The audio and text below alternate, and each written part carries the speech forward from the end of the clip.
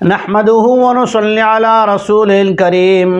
اعوذ بالله من الشيطان الرجيم بسم الله الرحمن الرحيم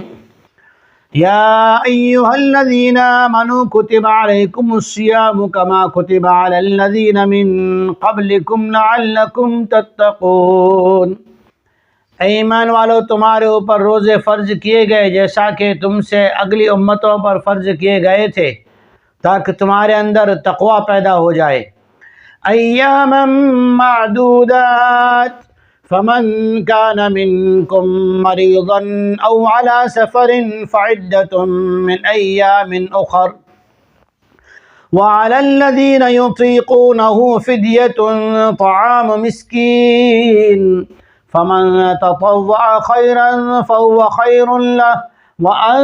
تصوموا خير لكم إن كنتم تعلمون۔ چند دنوں کے روزے ہیں، یعنی صرف رمضان کے مہینے کے۔ جو تم میں سے بیمار یا سفر میں ہو تو وہ بعد میں اس کی قضا کے چند دن جتنے کیے روزے گئے تھے اتنے قضا کر لے، اور جو روزے نہ رکھے اور فدیہ دینے کی طاقت رکھتا ہو تو وہ ایک مسکین کا کھانا ایک روزے کے بدلے میں فدیے کے طور پہ کھلا دے۔ اور اگر تم روزہ رکھو، جو کچھ تم بہتر عمل کرو گے وہ تمہارے لیے اچھا ہوگا،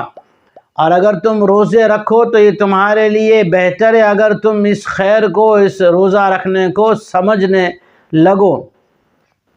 شہر رمضان الذی انزل فیہ القرآن ھدی للناس وبینات من الھدی والفرقان فمن شہد منکم الشہر فلیصمہ ومن كان مريضا أو على سفر فعدة من أيام أخر يريد الله بكم اليسر ولا يريد بكم العسر ولتكملوا العدة ولتكبروا الله على ما هداكم ولعلكم تشكرون۔ رمضان کا مہینہ وہ ہے جس میں قرآن مجید اتارا گیا جو انسانوں کے لیے ہدایت ہے اور کھلی ہوئی دلیلیں بھی ہیں، راہ بھی دکھلانے والا ہے، حق اور باطل، سچ اور جھوٹ میں فرق کرنے والی باتیں بھی بتانے والا ہے۔ تم میں سے جس کو رمضان کا مہینہ ملے تو وہ ضرور روزے رکھے، اور جو بیمار ہو یا سفر میں ہو تو وہ بعد میں دوسرے دنوں میں اس کی قضا کر لے۔ اللہ تعالیٰ تمہارے لیے آسانیاں پیدا کرنا چاہتا ہے، تمہیں تکلیف میں اور مشکل میں ڈالنا نہیں چاہتا، تاکہ تم جو روزے رہ گئے اسے قضا کر لو، پورے کر لو، اور اللہ جل شانہ کی بڑائی بیان کرو اس بات پر کہ اللہ تعالیٰ نے تمہیں ہدایت عطا فرمائی، اور اللہ کا شکر ادا کرو کہ اللہ تعالیٰ نے نیک عمل کی توفیق عطا فرمائی۔ آیت نمبر 83 کے اندر جو پہلے نازل ہوئی وہ جوان بھی بوڑھا بھی ہر ایک کے لیے اجازت تھی کہ وہ روزہ رکھنا چاہے تو رکھے، نہ رکھنا چاہے تو اس کا فدیہ یعنی ایک مسکین کو ایک روزے کے بدلے میں کھانا کھلا دیں۔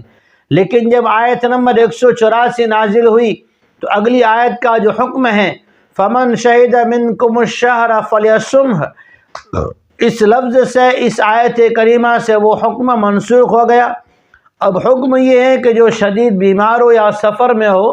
تو وہی جو ہے بعد میں روزہ قضا کر لے،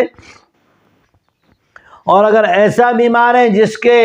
صحیح ہونے کی کوئی امید نہیں ہے، جو ابھی وینٹیلیٹر پر ہے یا کوما میں ہے، تو اس کے لیے یہ ہے کہ ایک روزے کے بدلے میں اس کی طرف سے ایک فدیہ ادا کر دیا جائے، اور اگر کوما ہی میں مستقل رہ رہا ہے تو اس کے لیے جو ہے مفتیان کرام سے مسئلہ معلوم کرنے کی کوشش کی جائے۔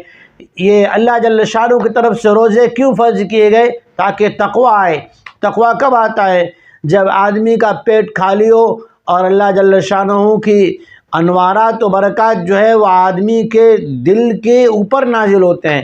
اور دل کے اندر تقوی بقول حضرت شیخ ابرار الحق صاحب دھلیوی رحمۃ اللہ علیہ دارالعلوم ترکیسر کے شیخ الحدیث سے سنا کہ وہ فرماتے تھے، اور اکثر علماء کرام مفسرین نے یہ بات لکھی ہیں۔ شیخ الاسلام حضرت مفتی تقی عثمانی صاحب بھی یہ بات فرماتے ہیں کہ روزوں کے ذریعے سے آدمی میں تقوی اور گناہوں سے بچنے کی طاقت پیدا ہوتی ہے۔ تو اللہ تعالیٰ فرماتے ہیں وَلِتُكَبِّرُوا اللَّهَ عَلَى مَا هَدَاكُمْ، اللہ کی بڑائی بیان کرو کہ اللہ تعالیٰ نے روزوں کے ذریعے سے تمہارے اندر تقوی اور خوف خداوندی پیدا کرنے کے لیے توفیق عطا فرمائی۔ اور وَلَعَلَّكُمْ تَشْكُرُونَ، کہ روزے رکھ لینا کیسا بھی موسم ہو، گرمی سردی بارش، اللہ کی طرف سے توفیق ملے تو ہی بندہ رکھ سکتا ہے، یہ اللہ کی طرف سے نعمت ہے۔ اور اللہ نے کلام اللہ دیا جو ہمیں اچھی باتیں سمجھاتا ہے، بری باتوں سے آگاہ کرتا ہے۔ اللہ تعالی ہمیں نعمتوں کی قدردانی، قرآن مجید کا عمل کرنا نصیب فرمائے۔ وآخر دعوانا الحمد للہ رب العالمین۔